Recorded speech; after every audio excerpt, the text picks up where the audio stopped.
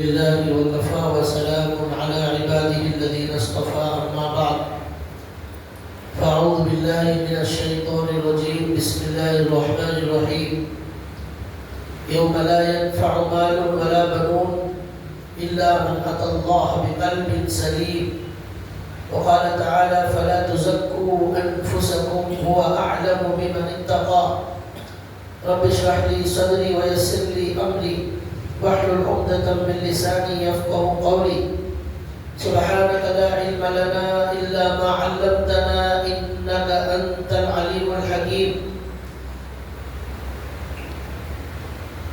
اللهم صل على محمد في أول كلامنا اللهم صل على محمد في أوسط كلامنا اللهم صل على محمد في آخر كلامنا صدق الله العظيم.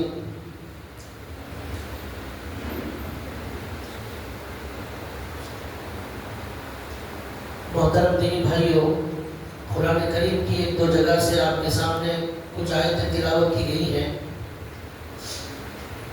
ان آیت کی روشنی میں ایک بات آج بتانا ہے، وہ یہ ہے کہ آج ہم مسلمانوں کے اندر ایک بہت بڑا گناہ، ایک بہت بڑی ہماری روحانی بیماری یہ پیدا ہو گئی ہے کہ ہر آدمی اپنے آپ کو اچھا سمجھتا ہے اور دوسرے کو ذلیل سمجھتا ہے اور دوسرے کو گنہگار سمجھتا ہے، دوسرے کو بہت ہی گری ہوئی نگاہ سے دیکھتا ہے. پھر اسی طرح آگے بڑھتے بڑھتے وہ حسد کرنے لگتا ہے، پھر اس کی غیبت کرنے لگتا ہے، پھر اس کے خلاف دل میں کینہ کپٹ رکھتا ہے. یہ ایسی بیماری ہے کہ شاید ہی کوئی ہم میں سے بچ سکتا ہے. ہر آدمی کے بارے میں آپ تحقیق کریں، اندازہ کریں، وہ کسی نہ کسی کے خلاف کچھ نہ کچھ ضرور تبصرہ کرے گا. حالانکہ ہمارے نبی صلی اللہ علیہ وسلم اور صحابہ اکرام رضوان اللہ تعالی اجمعین اس سلسلے میں بہت اہتمام کرتے تھے کہ اپنے دل کو پاک اور صاف رکھا جائے. قرآن کریم میں اللہ نے فرمایا یوم لا ينفع مال ولا بنون، کل قیامت کے دن نہ مال کام آئے گا نہ اولاد کام آئے گی، الا من اتى الله بقلب سلیم، مگر وہاں صرف وہ دل کام آئے گا جو سلامتی والا دل ہے. اللہ کے دربار میں سلامتی والا دل کام آئے گا. اب سلامتی والا دل کون سا ہے؟ جس میں کینہ نہ ہو، نفرت نہ ہو، حسد نہ ہو، بغض نہ ہو، دشمنی نہ ہو، اور ایک دوسرے کے خلاف گندے خیالات نہ ہو، دوسرے کی حقارت نہ ہو. یہ سب دل کی بیماریاں ہیں. دل میں تکبر نہ ہو، بالکل پاکیزہ دل. یہ دل والا جب جائے گا، اللہ تعالیٰ کہتے ہیں اِلَّا مَنْ أَتَى اللَّهَ بِقَلْبٍ سَلِيمٍ، سلامتی والا دل جو لے کر آئے گا وہ اسے وہاں کام آئے گا. اس کی وجہ سے اسے نجات ملے گی. نہ مال، نہ اولاد، نہ عہدہ، نہ کرسی، کچھ کام نہیں آئے گا. تو یہ اللہ نے قرآن کریم میں فرمایا. ہمارے نبی صلی اللہ علیہ وسلم نے صحابہ کرام کی ایسی تربیت فرمائی کہ ہمارے نبی نے صحابہ کے دلوں میں محبت کو بھر دیا آپس میں، اور اختلافات کی جڑ کاٹ دی ہمارے نبی نے، اور نفرتوں کو ختم کر دیا. ہمارے نبی صلی اللہ علیہ وسلم کے آنے سے پہلے ایک جنگ جب شروع ہو جاتی تھی وہ 50 سال اور 100 سال تک جنگ چلتی تھی. اتنی نفرتیں، اتنے دلوں کے اندر عداوتیں بھری ہوئی تھی. 100 سال تک جنگ. باپ مرنے سے پہلے بول کر جاتا کہ میرے مرنے کے بعد یہ جنگ جاری رکھنا، اس میں ہماری بہادری ہے. لیکن ہمارے نبی صلی اللہ علیہ وسلم انہی لوگوں میں بھیجے گئے. جب ہمارے نبی آئے، ہر برائی، ہر گناہ وہ بہت زیادہ ہو چکا تھا. نفرتیں حد سے زیادہ، شراب حد سے زیادہ، زنا حد سے زیادہ، شرک حد سے زیادہ، قتل و غارت گیری حد سے زیادہ، سارے گناہوں کی انتہا ہو چکی تھی. اس موقع پر ہمارے نبی نے جو انقلاب برپا فرمایا اور صحابہ کی جو ٹیم تیار فرمائی اور ان کے دلوں کو ہمارے نبی نے بدل دیا، اس طرح ان کے درمیان آپس میں محبت، آپس میں جو ہے تعلق قائم کر دیا کہ وہی جب مسلمان ہو گئے صحابہ، اب مکے سے مدینہ ہجرت کر کے آ رہے ہیں، مکے والوں کے پاس کچھ نہیں ہے، خالی ہاتھ آ رہے ہیں، کپڑے تک موجود نہیں، گھر موجود نہیں، رہنے کا کوئی سامان موجود نہیں، بالکل خالی ہاتھ۔ ایسے صحابہ اکرام جب خالی ہاتھ مکے سے آئے، ہمارے نبی صلی اللہ علیہ وسلم نے مدینے والے صحابہ اکرام کو ان کا آپس میں بھائی چارہ قائم کیا، ہمارے نبی ان کو بھائی بنا دیا، مواخات، آج سے یہ تمہارا بھائی، آج سے یہ تمہارا بھائی، آج سے یہ تمہارا بھائی، تم جو کھاتے ہو اسے بھی کھلاؤ، اس کے لیے کپڑوں کا نظام بناؤ، گھر کا نظام بناؤ۔ وہ صحابہ حضور کے بھائی بنانے کی وجہ سے سگے بھائیوں سے بھی زیادہ محبت کرنے لگے، یہاں تک کہ وہ مدینے کے صحابہ اپنی پراپرٹی میں بھی ان کو حصہ دینا چاہ رہے تھے، اتنی محبت۔ یہاں آج خون کے رشتے والے بھی پراپرٹی کھا لیتے ہیں، لیکن وہاں ایمانی رشتہ ایسا مضبوط ہو گیا تھا کہ اپنے بھائی کو اپنی پراپرٹی میں حصہ دے رہے، ایمانی بھائی، اتنی محبت۔ ایک صحابی ہے، انہوں نے کہا کہ آئیے میرے بھائی، آپ کو ہمارے نبی نے میرا بھائی بنایا ہے، میرے پاس یہ 2 مکانات ہیں، آپ جو چاہے لے لیجئے، میرے پاس 2 فلور ہیں، آپ جس فلور میں رہنا چاہے رہیے، میرے 2 باغ ہیں، آپ اس میں سے ایک لے لیجئے۔ پھر کہا میری 2 بیویاں ہیں، ان میں سے آپ دیکھ لیں، جسے آپ پسند کریں گے میں اسے طلاق دے دوں گا، آپ اس سے نکاح کر لیجئے۔ دنیا کا کوئی انسان محبت کی ایسی مثال پیش نہیں کر سکتا۔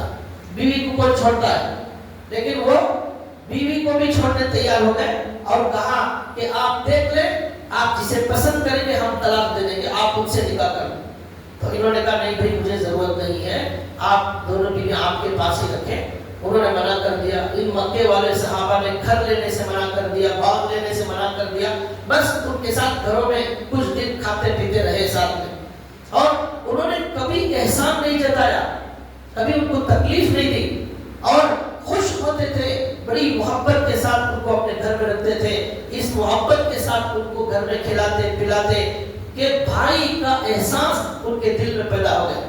یہ ہمارے نبی صلی اللہ علیہ وسلم نے معاشرہ بنا کر ہمارے نبی دنیا سے تشریف لے گئے، لیکن جیسے جیسے ہمارے نبی کا زمانہ دور ہوتا جا رہا ہے، آج ہم جس زمانے میں موجود ہیں، یہاں آپ کو عمرے کرنے والوں کی بہت بڑی بھیڑ ملے گی، اور حج کرنے والوں کے سیٹیں ہاؤس فل ہو جائیں گی، اور بے شمار ہزاروں لاکھوں لوگ جاتے آتے ہوئے نظر آئیں گے، نمازی بھی آپ کو نظر آئیں گے، داڑھی والے نظر آئیں گے، قرآن والے نظر آئیں گے، تسبیح والے نظر آئیں گے، لیکن دل بڑا گندا، دل کے اندر نفرت، دل کے اندر کینہ، بغض، کہ وہ ایسا، یہ ایسا، وہ ایسا گناہ کرتا ہے، اس نے ایسا کیا، اس نے چوری کی، اس نے ایسا کیا۔ یہ آج کی سب سے بڑی بیماری ہے، یہ ایسی بیماری ہے، ایسی بدترین بیماری ہے۔ ہمارے نبی صلی اللہ علیہ وسلم نے کہا آدمی کے برا ہونے کے لیے یہ کافی ہے کہ وہ کسی مسلمان بھائی کو حقیر اور گنہگار سمجھے۔ ہمارے نبی کہتے ہیں یہ برا ہونے کے لیے کافی ہے، یہ آدمی برا آدمی ہے، نمازی ہے پھر بھی برا ہے، حاجی ہے پھر بھی برا، ذاکر ہے پھر بھی ہمارے نبی کہتے ہیں کہ برا آدمی۔ کیوں؟ وہ اپنے بھائی کو حقیر سمجھتا ہے، اپنے بھائی کو گناہ کی وجہ سے اسے گری ہوئی نگاہ سے دیکھتا ہے۔ یہ بہت بڑی بیماری ہے، اتنی بڑی بیماری، اتنا بڑا گناہ ہونے کے باوجود آج بہت بڑا طبقہ مسلمانوں کا اس بیماری کے اندر مبتلا ہے۔ اس لیے بھائیوں اس کو بہت دل کے کانوں سے سنیں، اور دل میں اسی وقت سنتے ہوئے توبہ کریں کہ آج سے ہم اپنے دلوں کو پاک اور صاف کریں، ہمارے دل میں کسی کے خلاف کوئی نفرت اور عداوت نہیں رہے گی، ہمارا دل مسلمانوں کے حق میں محبت کرنے والا ہوگا، نفرت کرنے والا نہیں ہوگا۔ ایک حدیث میں ہمارے نبی نے فرمایا اگر آپ اللہ سے دعا قبول کرانا چاہتے ہیں، آپ کا کام رک گیا ہے، آپ کا کام اٹک گیا ہے، آپ پریشانی میں مبتلا ہیں، ہمارے نبی نے کہا 2-3 دعائیں ایسی ہیں جسے اللہ کبھی رد نہیں کرتے، اس میں سے ایک دعا یہ بھی ہے کہ مظلوم جب دعا کرتا ہے اللہ اس کی دعا فوراً قبول کرتے، پھر ماں باپ کی دعا اللہ فوراً قبول کرتے۔ اسی طرح حضور نے فرمایا آپ اپنے مومن بھائی کے لیے اس کے پیٹھ پیچھے آپ اس کے لیے دعا کر دیجیے، اللہ میرا فلاں مسلمان بھائی پریشان ہے آپ اسے شفا دے دیں، اللہ فلاں مسلمان بھائی مقروض ہے اس کے لیے ادائیگی کا انتظام کر دے، فلاں اس پریشانی میں ہے دور کر دے۔ اپنے بھائی کے لیے جو آدمی ایمانی رشتے کی وجہ سے دعا کرے گا، ہمارے نبی کی گارنٹی ہے کہ اللہ اس کی دعا ضرور قبول کرے۔ یہ کنفرمیشن ہمارے نبی نے دیا ہے، آپ جب اپنے بھائی کے لیے دعا کریں گے آپ کی پریشانی ختم ہوگی، آپ کا مسئلہ حل ہوگا۔ فرشتہ کہے گا اے اللہ یہ بھائی اپنے بھائی سے جو دعا کر رہا ہے بھائی کے لیے، اس کے لیے بھی وہ عطا کر دے، یہ اپنے بھائی کی پریشانی دور کر رہا ہے، اللہ اس کی بھی پریشانی دور کر دے۔ فرشتے ہم بھائی کے لیے دعا کر رہے ہیں، فرشتے ہمارے لیے دعا کرتے ہیں، یہ مقام۔ پھر ہمارے نبی نے ایک حدیث میں فرمایا تم لوگ آپس میں جب تک محبت نہیں کرو گے اس وقت تک تم مسلمان نہیں ہو سکتے، مومن نہیں، تمہارا ایمان نہیں۔ چاہے تم عمرے کرو، چاہے حج کرو، چاہے تہجد پڑھو، چاہے لمبی لمبی داڑھی چھوڑو، لیکن جب تک مومن کو مومن سے محبت نہیں ہوگی اس وقت تک وہ مومن نہیں ہوگا۔ لا تؤمنوا حتى تحابوا، حدیث کے الفاظ، مومن نہیں ہو سکتے جب تک آپس میں محبت نہیں کرو گے۔ آج ہمارا حال یہ ہے مسجدوں کا، گھروں کا، ایک ہی محلے میں رہتے ہیں لیکن بازو گلی میں جنازہ گیا ہمیں معلوم ہی نہیں ہے کہ ان کا انتقال ہو گیا، ایسا ہمارا محلہ بن گیا۔ ہماری ہی گلی کے اندر کوئی آدمی بیمار ہے اسے عیادت کرنے کوئی نہیں جاتا، حالانکہ ہمارے نبی نے کہا عیادت کرنے والے کا اتنا بڑا ثواب ہے، وہ جا کر آنے تک بیمار کی عیادت کے لیے جا کر آنے تک 70,000 فرشتے اس کے لیے دعا کرتے رہتے ہیں، اتنا بڑا عظیم ثواب۔ ہمارے گھر میں اوپر کے فلور میں، تھرڈ فلور سیکنڈ فلور کے اندر کوئی بیمار ہے لیکن ہمیں پتا نہیں، وہاں بھوکے ہیں لوگ ہمیں پتا نہیں، ہمارے محلے میں کئی بیوہ ہیں لیکن ہمیں پتا نہیں، کتنے بچے یتیم ہیں ہمارے محلے میں ہمیں نہیں معلوم۔ کیوں؟ یہ دنیا جو پیدا ہو گئی ہے وہ ہمارے نبی نے کہا تم آپس میں جب تک محبت نہیں کرو گے تم مومن نہیں ہو سکتے۔ مسجد کو 5 وقت مسجد میں اسی لیے جمع کیا جاتا ہے کہ یہاں ایک جگہ مسجد میں جمع ہوں گے تو آپس میں خیر خیریت معلوم ہوگی۔ ہماری طرح نماز پڑھ کر سب مسجد سے باہر نہیں نکلتے تھے صحابہ، بلکہ ان کا معمول یہ تھا ہر ایک کے بارے میں معلومات، ہمارے نبی معلومات کرتے تھے، ہمارے نبی نماز کے بعد پلٹ کر بیٹھ جاتے، سب کو دیکھتے، کوئی نیا آدمی آتا پوچھتے حضور کہاں سے آئے ہو، کون ہو، کیا ہے تفصیل، تو پھر اسی وقت حضور ان کے لیے اگر کوئی پریشانی ہوتی صحابہ کے سامنے اس کا ذکر کرتے۔ ایک مہمان آیا اس نے کہا میں مہمان ہوں، تو حضور نے کہا بھائی کون ہے جو ان کی مہمان نوازی کرے، ان کو کسی کے حوالے کر دیتے۔ آج ہمارا حال یہ ہے ہم اپنے بلڈنگ میں بھی جو لوگ ہیں ان کو تک پوچھنے تیار نہیں، وہ محبتوں کی جگہ نفرتوں نے لے لیا۔ اس لیے بھائیوں یہ آج کی سب سے بڑی بیماری ہے کہ ہم اپنے دلوں کو پاک کریں، اپنے دلوں کو صاف کریں، یہاں نفرتوں کے بجائے محبت کو ڈالیں، اس لیے کہ یہ ہمارا جو دل ہے یہ اللہ کا گھر ہے۔ اللہ کہاں رہتے ہیں؟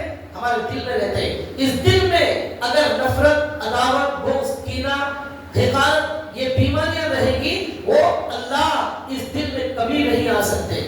وہ آدمی کبھی نیک نہیں بن سکتا جو کسی سے نفرت کرتا ہے، کسی کے بارے میں کینہ رکھتا ہے۔ آج ایسا دور ہے باپ بیٹے سے کینہ رکھتا ہے، ماں بیٹی سے کینہ رکھتی ہے، بھائی بھائی آپس میں بات کرتے سالوں سال گزر گئے۔ ہمارے نبی کہتے ہیں 3 دن سے زیادہ بات چیت چھوڑنا ناجائز ہے مومن کے لیے، لیکن آج سگے بھائیوں کو چہرہ دیکھنا نہیں چاہتے، ایسے حالات ہو گئے، یہ بھائی اس کے خلاف مقدمہ، وہ اس کے خلاف مقدمہ، یہ اس کی برائی بولتا پھرتا ہے، یہ اس کی برائی بولتا پھرتا ہے۔ ہر آدمی آج دوسرے کو گنہگار سمجھتا ہے، اس کی وجہ سے خود کو وہ گنہگار نہیں سمجھتا۔ اللہ نے قرآن میں فرمایا فلا تزکوا انفسکم هو اعلم بمن اتقى، اپنے آپ کو زیادہ پاک صاف مت سمجھو، اپنے آپ کو زیادہ متقی مت سمجھو، وہ اللہ جانتا ہے کون زیادہ پاک ہے، کون زیادہ متقی ہے، وہ اللہ جانتا ہے۔ اس لیے تم اپنے آپ کو پاکیزہ مت سمجھو، یہ اللہ نے قرآن کریم میں فرمایا۔ تو بھائیو، اللہ تبارک و تعالیٰ اور ہمارے نبی کو یہ بات بہت زیادہ ناپسند ہے کہ ہمارے دل میں کسی کے بھی بھائی کے خلاف کوئی کینہ موجود۔ ایک مرتبہ کا واقعہ ہے، ہمارے نبی صلی اللہ علیہ وسلم بیٹھے ہوئے، صحابہ کی مجلس بیان چل رہا ہے، ہمارے نبی نے کہا ایک آدمی آنے والا ہے، اگر کسی کو جنتی دیکھنا ہے آنے والے کو دیکھ لو۔ تھوڑی دیر کے بعد ایک صاحب تشریف لائے، سب صحابہ نے ان کو دیکھا غور سے۔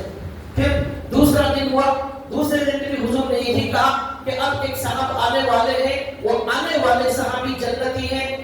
پھر صحابہ نے ان کو دیکھا، پھر وہ آئے وضو بنا کر، پانی ٹپک رہا تھا۔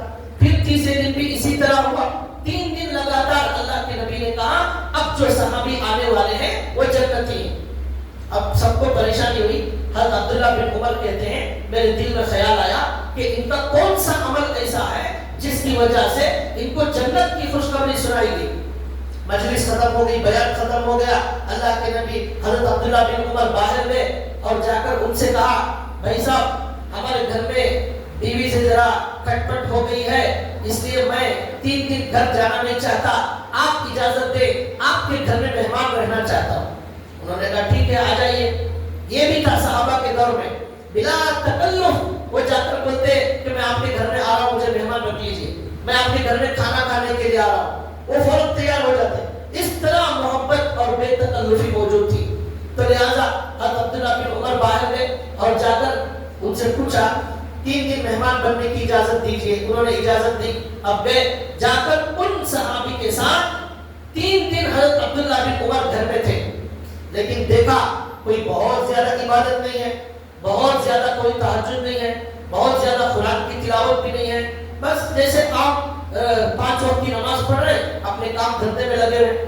3 دن کے بعد انہوں نے کہا کہ بات دراصل یہ ہے ہمارے گھر میں کوئی جھگڑا نہیں ہوا، میں یہ جاننا چاہتا تھا آپ کے کس عمل کی وجہ سے اللہ کے نبی نے آپ کو جنت کی خوشخبری سنائی ہے، وہ میں جاننا چاہتا تھا، لیکن مجھے تو کچھ نظر نہیں آیا۔ تو انہوں نے کہا ہو سکتا ہے میری ایک عادت ہے اس کی وجہ سے اللہ کے نبی نے یہ کہا ہو، وہ عادت یہ ہے میرے دل میں تمام کے تمام مسلمانوں کے لیے محبت ہے، میں کسی سے نفرت نہیں کرتا، کسی کے خلاف میں کینہ نہیں رکھتا، کسی کو حقیر نہیں سمجھتا اور کسی کو گنہگار نہیں سمجھتا۔ میں سمجھتا ہوں میں دنیا کا سب سے بڑا گنہگار، سارے کے سارے لوگ میرے سے اچھے لوگ، میرے سے نیک بڑے متقی لوگ، میں گنہگار، میں ایسا سمجھتا ہوں۔ تو انہوں نے کہا یہی وہ ادا ہے جس کی وجہ سے اللہ کے نبی نے تمہیں جنت کی خوشخبری سنائی۔ جنت کی خوشخبری تہجد سے زیادہ، ذکر اور قرآن سے زیادہ دلوں کو پاک صاف رکھنے سے ملتی ہے جنت کی خوشخبری۔ دل اگر گندا ہے تو جتنی بھی عبادت کریں گے وہ دل میں نور پیدا نہیں ہو سکتا۔ دیکھیے ہمارے نبی صلی اللہ علیہ وسلم کی یہ صحابی کہتے ہیں دل صرف پاک رکھ لیا بس، اور کوئی زیادہ عبادت نہیں تھی، اس کے لیے جنت کی خوشخبری۔ آج ہمارا ماحول، ہمارا حال، ہمارے محلے کے حالات ایسے ہیں، ہمارے شہر کے حالات ایسے ہیں، ہر آدمی ہر ایک کے خلاف بولنے والا، یا تو رشتہ داروں کے خلاف یا پڑوسیوں کے خلاف یا کسی کے بھی خلاف دل میں گندگی رکھنا، اسے گنہگار سمجھنا۔ وہ ایسے ہیں، وہ ایسے ہیں، یہ ایسے ہیں، انہوں نے یہ گناہ کیا اور انہوں نے ایسی چوری کی، وہ ایسا دھوکہ دیتے ہیں، یہ حرام کھاتے ہیں، ایسے سارے گناہوں کو بیان کرنا یہ غیبت ہے۔ غیبت پیٹھ کے پیچھے کسی کے بارے میں بولنا غیبت، اور غیبت کا گناہ قرآن میں اللہ نے کہا اپنے سگے مرے ہوئے مردار بھائی کا گوشت کھانے کے برابر۔ اگر آپ کسی کے خلاف برائی سے ذکر کرتے ہیں، اپنے مرے ہوئے مردار بھائی کا گوشت کھاتے ہیں، کون پسند کرے گا مرے ہوئے بھائی کا گوشت کھانا؟ وہ بھی مرا ہوا بھائی، وہ اس کا گوشت ہم کھا رہے ہیں، یہ کیا ہے؟ غیبت۔ لیکن آج اس کا کوئی لحاظ نہیں، مسجدوں کے اندر بھی، مجلسوں کے اندر بھی غیبتیں ہوتی ہیں۔ اگر وہ گنہگار ہے تو اس کا سوال اللہ کو حق ہے کہ اللہ پوچھے کہ تم نے گناہ کیوں کیا۔ ہم تو خدا نہیں، ہم خود گنہگار ہیں، ہمیں کیا حق ہے کہ ہم سامنے والے کو گنہگار کہیں اور گنہگار سمجھیں؟ جب ہم دوسروں کو گنہگار سمجھتے ہیں، ہم اپنے آپ کو بڑے نیک سمجھنے لگتے ہیں، یہیں سے تباہی اور بربادی بات آتی ہے. ایک صحابی کا واقعہ سناتا ہوں. وہ شراب پیتے تھے. صحابہ پہلے شراب پیتے تھے. اسلام لانے کے بعد بھی شراب پینے کی اجازت تھی شروع میں. پھر اللہ نے کہا کہ اب ایسا کرو مسجد آتے ہوئے شراب مت پیو. مکمل حرام نہیں ہوئی, صرف کہا کہ لا تقربوا الصلاۃ وانتم سکارى, مسجد کو آتے ہوئے نماز شراب مت پیو. مسجد میں اچھی حالت میں آؤ, باہر پی سکتے ہیں. اس کے بعد پھر کچھ دنوں کے بعد یہ حکم آیا کہ فاجتنبوا, اس شراب کو اب مکمل طریقے سے چھوڑ دو اور اس سے بچو, یہ حرام اور گندگی ہے. سب صحابہ نے چھوڑ دیا. لیکن جسے شراب کی عادت ہوتی ہے وہ جلدی چھوڑنا مشکل ہوتا ہے. جیسے بیڑی سگریٹ والے بھی ہوتے ہیں, ان کو بھی آپ کتنا بھی سمجھائیں وہ عادت سے مجبور ہوتے ہیں. تو اسی طرح ایک صحابی ایسے بھی تھے, وہ چاہتے تھے شراب چھوڑنا لیکن چھوڑ نہیں سکتے تھے, پیتے تھے. تو اب قرآن میں حکم آ گیا کہ حدیث میں اللہ کے نبی نے بتایا کہ شراب پینے والے کو کوڑے مارے جائیں گے اگر شراب نہیں چھوڑیں گے. تو وہ صحابی ایک مرتبہ شراب پی لی. اب ان کو لایا گیا اور لا کر جو ہے کوڑے مارے گئے. کوڑے مارنے کے بعد بھی پھر بھی عادت نہیں گئی, پھر جا کر شراب پینے لگے. اب جب دوسری مرتبہ ان کو لایا گیا اور کہا گیا یا رسول اللہ یہ آدمی پھر بھی شراب پی رہا ہے, تو حضور کے پاس ایک صاحب بیٹھے ہوئے تھے. انہوں نے کہا اللہ کی اس شرابی پر لعنت ہو, یہ آدمی سدھرنے کا نام نہیں لیتا اور بار بار کوڑے کھانے کے لیے آ جاتا ہے. یہ ان صحابی نے کہا جو حضور کے پاس بیٹھے ہوئے تھے. تو اللہ کے نبی نے کہا کہ آپ اس پر ہرگز لعنت نہ کریں, یہ اللہ اور اللہ کے رسول سے محبت کرنے والا ہے. یہ شرابی اللہ اور اللہ کے رسول سے محبت کرنے والا بندہ ہے, آپ نے اس پر کیوں لعنت کی؟ کسی شرابی کو دیکھ کر آپ اسے شرابی, گندا, گنہگار ہرگز نہیں کہہ سکتے. وہ اللہ کو جواب دے گا, اللہ اسے سوال کریں گے, اور کون کب توبہ کر لے, کب اس کا مقام اللہ کے یہاں بلند ہو جائے اور ہم کب اللہ کی نظر میں گر جائیں گے, بول نہیں سکتے. ایک حدیث میں آتا ہے ایک آدمی نیک کام کرتا ہے آخر میں جہنمی کی موت مرتا ہے. ایک آدمی جہنم کے اعمال کرتا ہے آخر میں جنت کا عمل کرتا ہے اور جنت میں چلے جاتا ہے. موت تک, جب تک ہماری آخری سانس ہے اس وقت تک بول نہیں سکتے کہ ہمارا خاتمہ کیسا ہوگا. ہمارے نبی کہتے ہیں یا مقلب القلوب ثبت قلبی علی دینک, اے اللہ میں دل پلٹتا رہتا ہے, آپ میرے دل کو دین پر جما دیجئے. یہ دل کبھی بھی بدل جاتا ہے. تو اس لیے ہمارے نبی کو فکر تھی کہ کہیں ہمارا دل بدل نہ جائے. اے اللہ مجھے ایمان پر ثابت قدم رکھنا, اے اللہ مجھے گناہ ہونے سے بچا لینا. یہ ہمارے نبی دعا کرتے تھے. لیکن کیوں کرتے تھے؟ اسی لیے کہ موت تک بول نہیں سکتے تب کون کس کا مقام اللہ کے یہاں بلند ہو جائے, ہمیں کسی کو اجازت نہیں.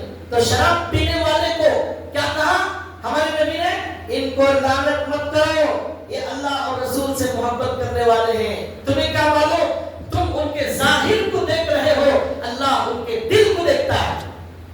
تم گنہگار سمجھ رہے ہو, اس کے دل میں اللہ کی محبت ہے, مجبور ہے بیچارہ, یہ عادت کی وجہ سے پی رہا ہے. یہ ہمارے نبی نے کہا. اس طرح ہمارے نبی شرابی کو حقیر نہیں سمجھتے تھے, ان کو ان کی ہمت بڑھاتے تھے اور ان کو ٹوٹنے نہیں دیتے تھے.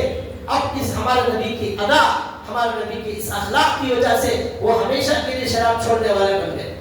تو یہ ہمارے نبی صلی اللہ علیہ وسلم نے سکھایا. اور عجیب و غریب واقعہ بتا رہا ہوں. ایک مرتبہ ہمارے نبی صلی اللہ علیہ وسلم دلوں کو گندا رکھنے کا نقصان کتنا بڑا ہوتا ہے آپ کو دو واقعے بتا رہا ہوں. اتنا بڑا نقصان ہوگا اگر کسی کو حقیر اور گنہگار سمجھیں گے, پیچھے غیبت کریں گے اور سازش کریں گے اور ان کو گرانے کی کوشش کریں گے, ان کو تکلیف پہنچائیں گے. حالانکہ ایک مومن کا مقام اللہ کی نظر میں کعبے سے زیادہ مقدس. ایک مرتبہ حضرت عبداللہ بن عمر رضی اللہ تعالیٰ عنہ نے کعبے کو دیکھا اور کہا اے کعبہ تو بڑی عزت والا ہے, تو بڑے احترام والا ہے, تو بڑی بزرگی والا ہے, لیکن خدا کی قسم مومن کا احترام تیرے سے زیادہ ہے. اللہ کی نظر میں مومن تیرے سے زیادہ محترم, یہ مومن کا یہ مقام ہے وہ کعبے سے زیادہ افضل ہے. ہم اگر کسی کے خلاف دل میں بغض پیدا کریں گے ہمارا ایمان خطرے میں پڑ جائے گا. میں دو واقعات آپ کو سنا رہا ہوں. کہ جو لوگ نفرت کرتے ہیں ان کا ایمان خطرے میں ہے۔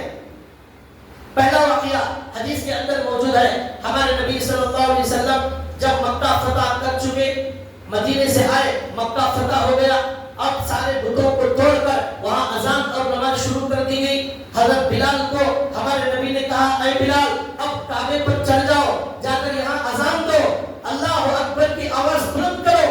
اللہ نے آج سے ہمیشہ کے لیے کعبہ اسلام کے لیے دے دیا ہے، اب یہاں قیامت تک کوئی شرک اور کفر نہیں ہو سکتا، اذان کی شروعات کرو۔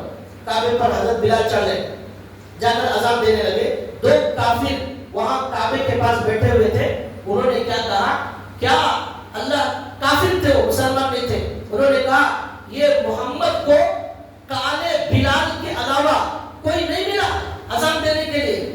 کالے بلال، حضرت بلال ذرا کالے تھے، تو انہوں نے کہا کہ کالے بلال کے علاوہ اذان دینے کے لیے کوئی اور نہیں ملا، یہ انہوں نے کہا۔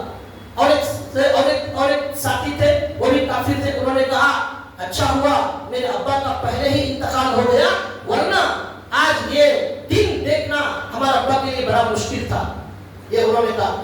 اس کے بعد فوراً آیت نازل ہوئی، یا ایھا الناس انا خلقناکم من ذکر و انثی وجعلناکم شعوبا وقبائل لتعارفوا ان اکرمکم عند اللہ اتقاکم۔ اے انسانوں، تم سب کے سب ایک مرد اور ایک عورت سے پیدا کیے گئے ہو، تم سب کے سب ایک ہو، ایک فیملی، یہ خاندان اور قبیلے الگ الگ بنائے گئے ہیں تاکہ تم آپس میں ایک دوسرے کو پہچان سکو۔ پہچاننے کے لیے خاندان قبیلہ الگ بنایا گیا ہے، ورنہ تم سب کے سب ایک ماں باپ کی اولاد، جیسے ایک بھائی بہن ایک ماں باپ کی اولاد، تم سب ایک ماں باپ کی اولاد ہو۔ اس کے بعد اللہ نے کہا کوئی چھوٹا نہیں، کوئی بڑا نہیں، کوئی کالا کوئی گورا نہیں، کوئی امیر کوئی فقیر نہیں، یہاں سب برابر۔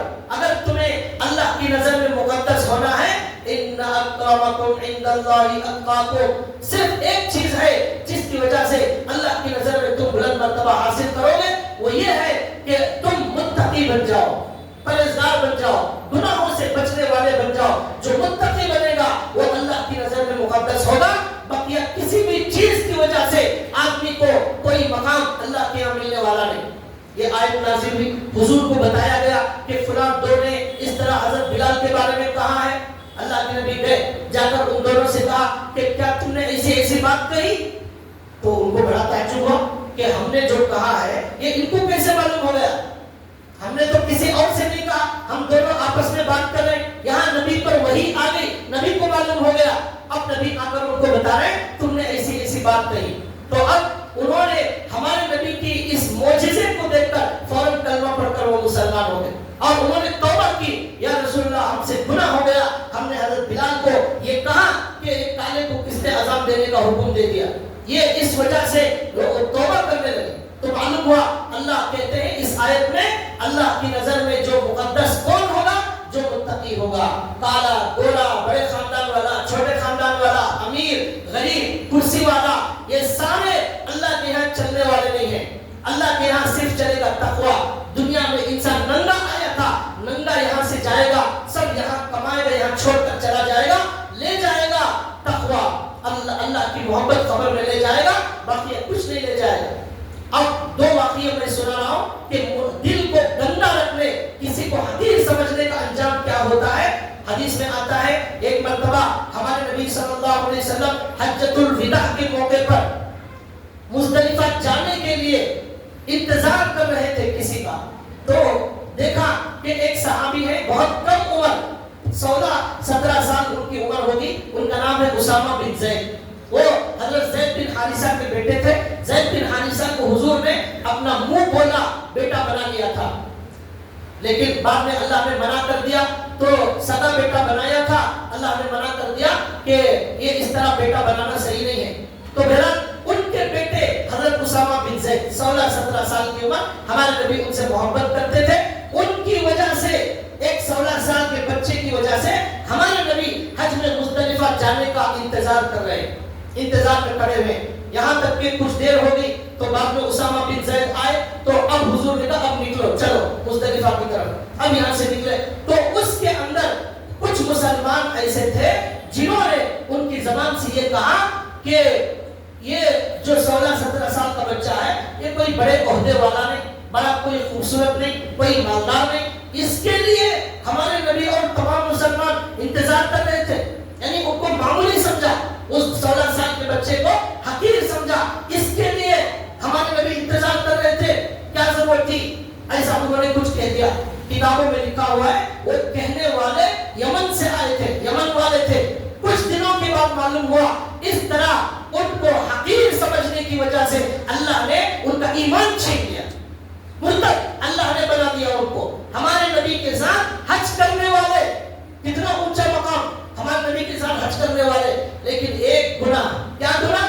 دوسرے کو حقیر سمجھنا، معمولی سمجھنا، اور اسے یہ کہنا یہ اتنا چھوٹا معمولی آدمی، اس کے لیے پورا مجمع انتظار کرنے کی کیا ضرورت ہے، ہمارے نبی کو انتظار کرنے کی کیا ضرورت ہے. یہ بات اللہ کو اتنی ناپسند ہوئی، اللہ نے ان کا ایمان چھین لیا، مرتد ہو گئے، یمن میں جا کر مرتد ہو گئے. تو بھائیو یہ گناہ ایسا ہے جو ایمان چھین لیتا ہے.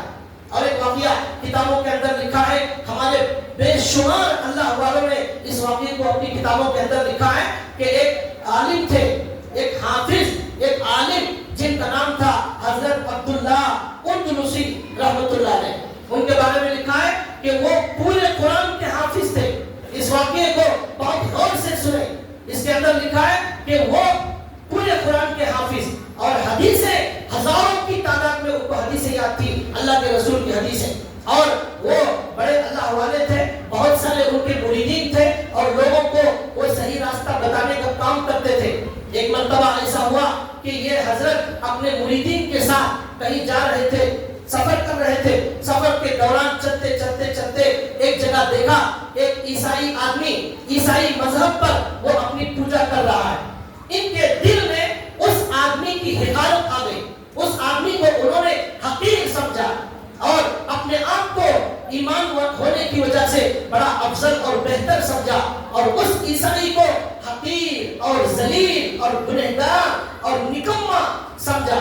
کتنا یہ بے حیثیت، کتنا گندا آدمی ہے یہ عیسائی مذہب پر چل رہا ہے. ہمیں دیکھو ہمارے پاس ایمان کی عظیم دولت ہے، اس طرح کا کوئی جملہ یا ان کے دل میں ایسا کوئی خیال آ گیا، اچانک اللہ تبارک و تعالیٰ نے پکڑ کی اور کہا. اس واقعے سے معلوم ہو رہا ہے ایک عیسائی کو بھی حقیر سمجھنے کی اجازت نہیں ہے، کافر کو بھی حقیر سمجھنے کی اجازت نہیں ہے. حضرت تھانوی کہتے ہیں میں پوری دنیا کے سارے مسلمانوں کو میرے سے افضل سمجھتا ہوں، اور سارے کافروں کو میں آئندہ کے حساب سے جو ہے افضل سمجھتا ہوں. ہو سکتا ہے کہ کسی کافر کو ایمان مل جائے اور وہ میرے سے افضل ہو جائے. کافروں کو بھی میں اس وقت میرے سے حقیر اور معمولی نہیں سمجھتا. ہو سکتا ہے کہ ایمان مل جائے، ہو سکتا ہے وہ میرے سے افضل ہو جائے. اب وہ بزرگ جو ہے عیسائی کو حقیر سمجھنے لگے، معمولی سمجھنے لگے، اور اپنے آپ کو ایمان کی وجہ سے بڑا سمجھنے لگے. اللہ کا عذاب ان پر آیا. کیا ہوا؟ اب تھوڑی دیر چلنے کے بعد ایک لڑکی پر ان کی نگاہ پڑی، اس لڑکی پر وہ عاشق ہو گئے. عیسائی لڑکی تھی. اب انہوں نے کہا اپنے مریدین سے جاؤ میں اب کہیں اور جا رہا ہوں، تم واپس جاؤ. سب کو بھیج دیا.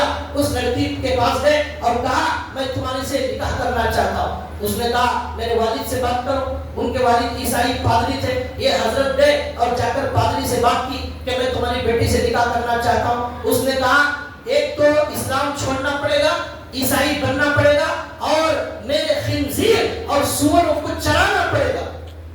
اگر تیار ہے تو نکاح کر لو. وہ فوراً تیار ہو گئے. انہوں نے کہا ٹھیک ہے میں اسلام چھوڑ کر مرتد ہو جاتا ہوں اور میں آپ کے خنزیر چرانے تیار ہوں، آپ مجھے اس سے نکاح کر دیجیے. چنانچہ اس باپ نے ان کا نکاح کر دیا. روزانہ خنزیر اور سور دیتے تھے. یہ حضرت جا کر چراتے تھے بکریوں کی طرح. شام میں ان خنزیروں کو لے کر آتے تھے. یہ کام پر اللہ نے ان کو لگا دیا. یہ حضرت عبداللہ بن اندلسی کا واقعہ پورے قرآن کے حافظ اور ہزاروں حدیثوں کے حافظ، لیکن ایک عیسائی کو حقیر سمجھنے کی وجہ سے اللہ نے ایمان چھین لیا، مرتد بنا دیا اللہ تعالیٰ نے. یہ اللہ کی دولت ہے، یہ اللہ کی ہدایت ہے. اللہ کب کسے دیں گے کب چھین لیں گے بول نہیں سکتے. آپ سوچیں ایک کافر کو حقیر سمجھنے کی وجہ سے ایمان خراب ہو گیا. آج مسلمان کو حقیر سمجھ حضرت یہ خنزیر چرانے لگے. کچھ دنوں کے بعد مریدین کو خیال آیا کہ معلوم نہیں ہمارے حضرت کیا کر رہے ہیں, کیسے ہیں, پتہ نہیں. تو اب کچھ دنوں کے بعد آئے اور آ کر دیکھا حضرت میدان میں خنزیر چلا رہے ہیں. حافظ قرآن خنزیر کا کام لگ گیا ہے. اب آ کر مریدین دیکھے, سب کو رونا آ گیا کہ حضرت ایک زمانے میں جو ہے ہماری اصلاح کرتے تھے, حافظ تھے, قرآن پڑھتے تھے, حدیث بیان کرتے تھے, آج یہ نوبت کیوں آ گئی؟ گئے جا کر حضرت سے بات چیت کی اور کہا حضرت قرآن کی کوئی آیت یاد ہے؟ انہوں نے کہا نہیں, سارا قرآن اللہ نے بھلا دیا, اب کچھ یاد نہیں ہے. ایک آیت یاد ہے, وہ آیت کیا ہے؟ وَمَن يُهِنِ اللَّهُ فَمَا لَهُ مِن مُكْرِمٍ, جسے اللہ ذلیل کر دے اسے کوئی عزت نہیں دے سکتا. یہ آیت یاد ہے, جسے اللہ ذلیل کر دے اسے کوئی عزت نہیں دے سکتا. پھر پوچھا حضرت حدیثیں بھی بہت یاد تھی, حدیثیں یاد ہیں؟ انہوں نے کہا نہیں, ساری حدیثیں بھلا دیا, اللہ نے میرے دل میں کوئی حدیث نہیں. ایک حدیث یاد ہے, وہ یہ ہے من بدل دینہ فاقتلوہ, جو دین کو بدل دے, اسلام کو چھوڑ دے, اسے قتل کر دیا جائے. یہ حدیث یاد ہے, بقیہ کچھ یاد نہیں ہے. اب سارے ان کے جو مریدین تھے وہ پورے دعا میں بیٹھ گئے اور اللہ کے سامنے خوب گر گرانے لگے, اللہ یہ نیک بندے کے صدقے میں ہمیں جو ہے صحیح راستہ ملا, ہاں ان کے برکت سے ہمیں اللہ کی محبت ملی, ان کی وجہ سے ہم نمازی بنے, ان کی وجہ سے ہمارا دل بنا, ان کی وجہ سے ہم نے گناہ کو چھوڑا. اللہ ان پر رحم فرما, ان کو معاف فرما. سارے لوگ مانگنے لگے. اس کے بعد اللہ کو رحم آیا, اللہ نے ان کی آنکھیں کھولی, ان کے عقل پر پردہ پڑ گیا تھا, وہ اللہ نے ہٹایا, اب ان کو ہدایت مل گئی, وہ دوبارہ مسلمان ہو گئے. پھر واپس مریدین کے ساتھ آ گئے, سچی توبہ کی, اللہ کے سامنے گر گرایا, پھر پورا قرآن یاد ہو گیا, پھر ساری حدیثیں ان کو یاد ہو گئی. بھائیو یہ واقعہ بڑا زبردست عبرتناک واقعہ ہے. یہ واقعہ یہ بتا رہا ہے کہ عیسائی کو حقیر سمجھنے والے کا اللہ ایمان چھین لیتے ہیں, اسے مرتد بنا لیتے ہیں. آج آپ جو ہے ایک مسلمان کو حقیر, گنہگار اور ایسا اور ویسا سمجھیں گے تو آپ کے ساتھ کیا ہوگا؟ ایک بزرگ نے انہی حضرت کے بارے میں کہا کہ جو حضرت یہ عصا لے کر ممبر پر کھڑے ہو کر خطبہ دیتے تھے, حقیر سمجھنے کی وجہ سے وہی عصا لے کر سور کو چرانے لگے. جو عصا ممبر پر خطبہ دیتے تھے اسی عصا سے خنزیر چرانے کا کام اللہ نے لے لیا. بھائیو اللہ سے بہت زیادہ ڈرنے کی ضرورت ہے. اللہ نے یہی کہا فلا تزکوا انفسکم هو اعلم بمن اتقى, اپنے آپ کو پاک مت سمجھو, اللہ زیادہ جانتا ہے کون پاک ہے. ایک واقعہ یاد آ گیا لیکن وقت ختم ہو رہا ہے, بہت مختصر سناؤں گا. حضرت موسیٰ علیہ السلام کے زمانے میں ایک گنہگار تھا, اتنا بڑا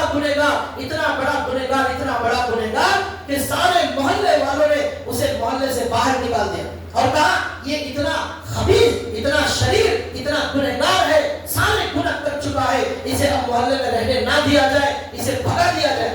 سارے لوگوں نے مل کر بھگا دیا. اب جب وہ بھگا دیا گیا تو اب گیا جا کر جنگل میں بیٹھ گیا, نہ کھانا ہے, نہ پانی ہے اور نہ کپڑے ہیں, کچھ نہیں ہے. اب جب دیکھا چاروں طرف کوئی نہیں ہے, نہ ماں, نہ باپ, نہ بھائی, نہ محلے والے, سب لوگوں نے نکال دیا گنہگار سمجھ کر. اب اس نے آسمان کو دیکھا اور کہا اے اللہ مجھے سب لوگوں نے نکال دیا ہے, اگر آپ بھی نکال دیں گے میں کہاں جاؤں گا؟ اے اللہ آپ کے علاوہ میرا کوئی نہیں ہے. مجھے لوگ حقیر سمجھتے ہیں, گنہگار سمجھتے ہیں اور میرے گناہوں کی وجہ سے نفرت کرتے ہیں. اے اللہ آپ مجھے قبول کر لیجئے, آپ میری توبہ قبول کر لیجئے, آپ مجھے معاف کر دیجئے. اے اللہ میں بڑا گندا, بڑا گنہگار ہوں لیکن آپ مجھے معاف کر دیجئے. اے اللہ آج ماں نفرت کرتی ہے, باپ نفرت کرتا ہے, بھائی نفرت کرتا ہے, لیکن اے اللہ آپ 70 ماؤں سے زیادہ محبت کرنے والے, آپ مجھے معاف کر دیجئے, آپ مجھے معاف کر دیجئے. خوب گر گرایا. اے اللہ آپ بھی دروازہ بند کر لیں گے, میں کہاں جاؤں گا؟ آپ مجھے قبول نہیں کریں گے, میرا کوئی نہیں ہوگا. اس طرح خوب رویا, خوب گر گرایا.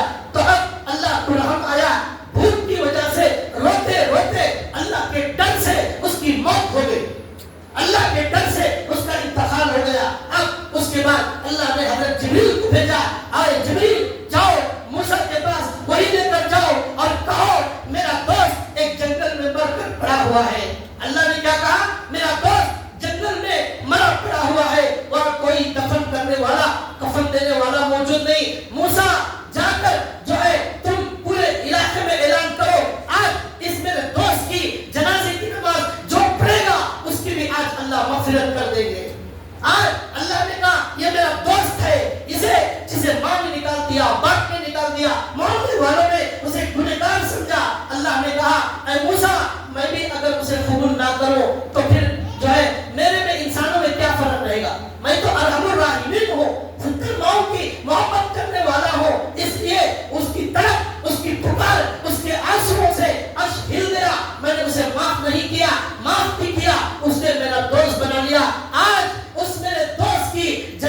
کی نماز میں جو شریک ہوگا اس کی آج مغفرت ہو جائے. یہ اعلان ہوا, پورے علاقے میں اعلان ہوا. موسیٰ علیہ السلام پورے قوم کو لے کر گئے اور جا کر دیکھا کون ہے وہ اللہ کا دوست, کون ہے وہ اللہ کا دوست. جا کر دیکھتے ہیں وہی شرابی, وہی زناکار, وہی دھوکے باز, وہی چوری کرنے والا. سارے گناہوں کی وجہ سے لوگوں نے نکال دیا. لیکن اللہ کا دربار ایسا ہے کہ آپ 1000 غلطیاں کرو, ایک بار توبہ کرو, وہ اللہ آپ کو قبول کر لیتا ہے. انسان ایسا ہے, 1000 اس کے ساتھ اچھا سلوک کرو, ایک غلطی ہو جائے وہ آپ سے نفرت کرنے لگتا ہے. یہ انسان اور رحمان میں فرق ہے. آپ زندگی بھر گناہ کرو, آ جاؤ ایک بار اللہ کے سامنے ہاتھ اٹھاؤ, آنسو بہاؤ. اللہ کہتے ہیں میں تجھے قبول کرنے تیار ہوں. اللہ کبھی نہیں کہتے تو ایسا تھا, تو ایسا تھا, تو ایسا تھا. نہیں, اللہ کو سب سے زیادہ خوشی اس وقت ہوتی ہے جب بندہ اللہ کے سامنے گڑ گڑاتا ہے, جب اللہ کو پکارتا ہے, معافی مانگتا ہے. ہمارے نبی نے کہا اللہ کو سب سے زیادہ خوشی گنہگار کی توبہ سے ہوتی ہے. لیکن ہم آج اسی گنہگار کو گنہگار سمجھ کر اپنی ایمان خراب کر رہے ہیں, اپنی آخرت خراب کر رہے ہیں اور اپنے قبر کا عذاب تیار کر رہے ہیں. اللہ نے قرآن میں فرمایا وَيْلٌ لِكُلِّ هُمَزَةٍ لُمَزَةٍ الَّذِي جَمَعَ مَالًا وَعَدَّدَهُ يَحْسَبُ أَنَّ مَالَهُ أَخْلَدَهُ. کسی بھی انسان کے خلاف پیٹھ پیچھے غیبت کرنے والا, سامنے بات ایسی کڑوی کرنے والا جس سے دل ٹوٹ جاتا ہے, ایسے لوگوں کے لیے ہم نے جہنم تیار کر رکھی ہے. کلا لَيُنبَذَنَّ فِي الْحُطَمَةِ. ایسے لوگوں کو, غیبت کرنے والوں کو, نفرت کرنے والوں کو, دل توڑنے والوں کو, کینہ رکھنے والوں کو اللہ نے جو جہنم تیار کی ہے اس کا نام ہے حطمہ. حطمہ, حطمہ کے معنی آتے ہیں ایک لکڑی کو توڑنا. تو یہاں تفسیر میں لکھا ہوا ہے یہ نفرت کرنے والے, غیبت کرنے والے, حقیر سمجھنے والوں کو فرشتے پکڑیں گے, کمر سے توڑیں گے جیسا لکڑی کو توڑتے ہیں, پھر جہنم میں ڈال دیں گے. لَيُنبَذَنَّ فِي الْحُطَمَةِ وَمَا أَدْرَاكَ مَا الْحُطَمَةُ نَارُ اللَّهِ الْمُوقَدَةُ. یہ وہ آگ ہے جس کو اللہ نے جلایا ہے. اس آگ کے اندر ایسی خاصیت ہے الَّتِي تَطَّلِعُ عَلَى الْأَفْئِدَةِ. وہ تمہارے بدن کو, کھال کو, گوشت کو, ہڈیوں کو جلا کر تمہارے دل تک پہنچ جائے گی. الَّتِي تَطَّلِعُ عَلَى الْأَفْئِدَةِ. دل کو جلا دے گی. دنیا کی آگ دل تک پہنچنے سے پہلے پہلے جان نکل جاتی ہے, لیکن جہنم کی آگ دل تک جائے گی اور دل کے اندر کو جلائے گی, دل کو جلائے گی. اللہ نے کہا انہا علیہم مؤصدہ فی امد ممددہ.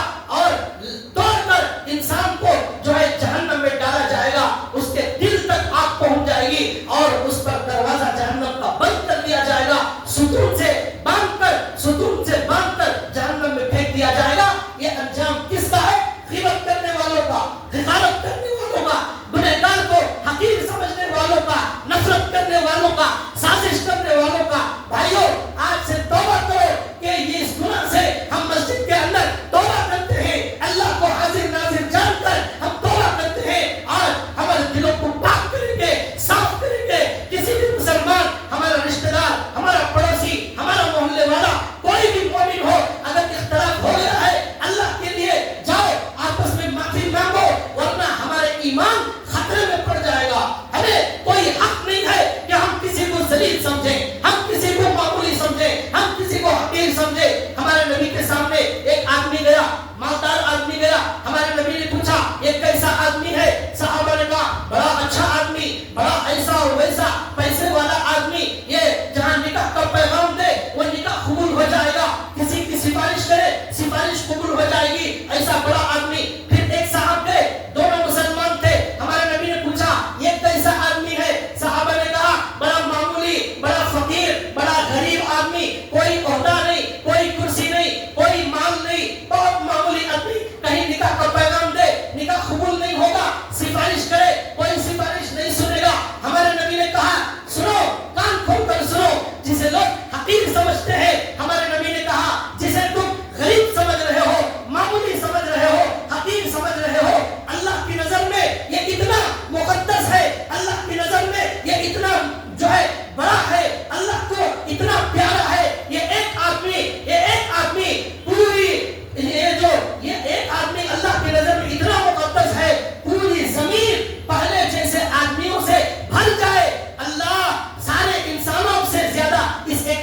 محبت کرتے ہیں.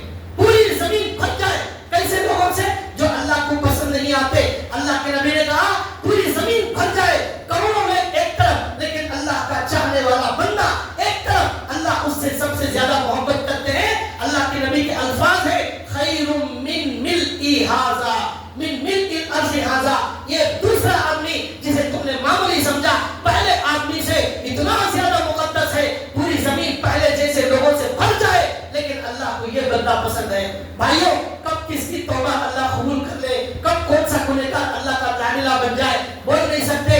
اللہ سے دعا ہے اللہ تبارک و تعالی ہمیں کسی بھی مسلمان کو حقیر گنہگار معمولی سمجھنے سے اللہ ہماری حفاظت فرمائے. کسی کے خلاف کینہ بغض نفرت رکھنے سے اللہ ہماری حفاظت فرمائے. وآخر دعوانا ان الحمد للہ رب العالمین.